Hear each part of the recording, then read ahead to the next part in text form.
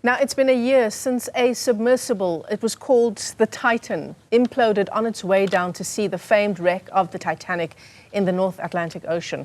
5 people who were part of the mission were all confirmed dead. The investigation into what led to the accident has still not been concluded, but adventurers are undeterred from embarking on similar missions. Let's unpack the story 1 year on. Joining us is Professor Alistair Greig. He's a professor of marine engineering at the University of London. He joins us from London this afternoon. Prof, it's great to talk to you.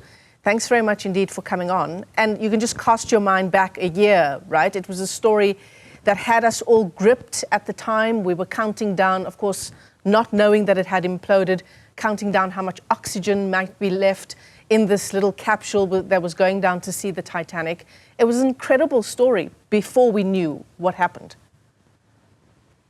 It was indeed, and absolutely, as you said, we were all just waiting. It's the not knowing which is the most difficult part of anything like this. And that's one of the challenges working in the deep ocean is it's very difficult to communicate and to understand what is going on beneath the waves. Yeah, I mean, that was a question that many people were asking at the time. Again, before we knew that the submersible had already imploded. But was there no communication from that submersible to the surface, or vice versa, that could say, you know, the Titan is in trouble, don't go down any deeper, or something to that effect? No, none at all. They lost communication with it, and that was it. They never. I think that's possibly also when it imploded, but we don't know that. Yeah. Yes, it's very difficult to communicate through water. So are you saying that any submersible that attempts to go down for whatever reason, to see the Titanic, whatever the reason might be, that there is no communication with the surface? It's very difficult to communicate. You can, but it's very difficult to communicate with the surface, yeah. Are you surprised, given what happened with the Titan submersible, that there are still trips in the pipeline, similar trips? No, I'm not surprised. Curiosity is a very, very strong emotion.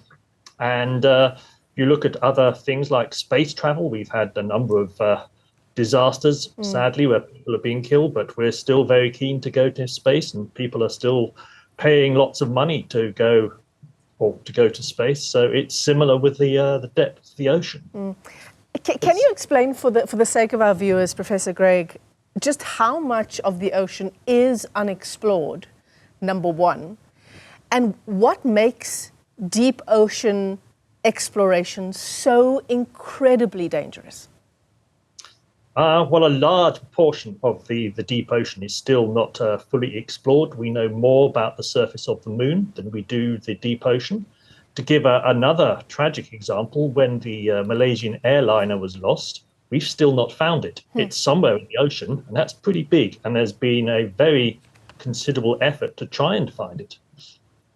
And what makes it so difficult? It's much more difficult to see through water at any great distance than it is through air. And the real challenge is the extreme pressure, because of, you're talking thousands of meters of water, which provides a huge pressure on any structure that has to go down there. Yeah. And the further down you go, the more that pressure obviously increases exponentially the further down you go. Yeah, it's a linear relationship. Yeah.